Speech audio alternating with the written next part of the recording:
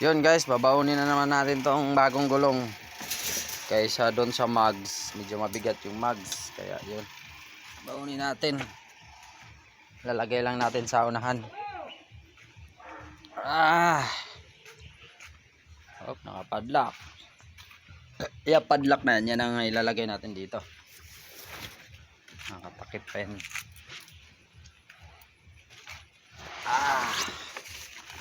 Yun.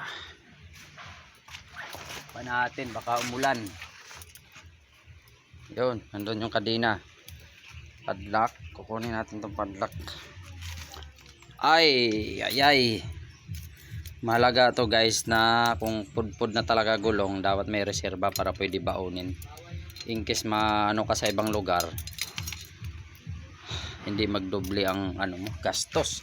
Kasi mangyari, bibili ka kung mapunta ka sa isang bilihan ng vulcanizing, bibigyan ka ng lumang gulong, gastos yon.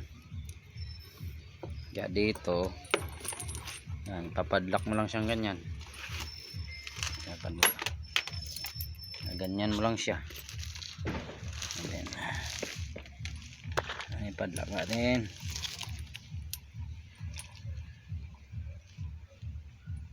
Yun, higpitan mo lang siya konti guys, para hindi siya lumabas. Yan, para in case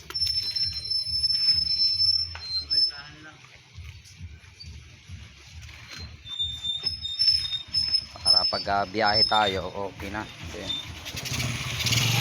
Wala naman silang kasi ito, pinapasabog na kasi natin tong gulong na to. Yan.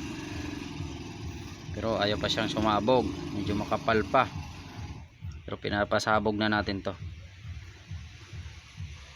Masyado siyang matigas, no? Bawasan kaya natin ng hangin to, masyado matigas. Ay, tsaka gupitin pala natin yun na doon sa ito. Yan, okay pa naman to. Sumabog lang kasi to, gawa ng kalimutan natin lagyan ng sealant to.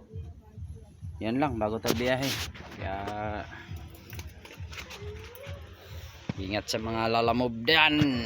Ingat lagi, thank you.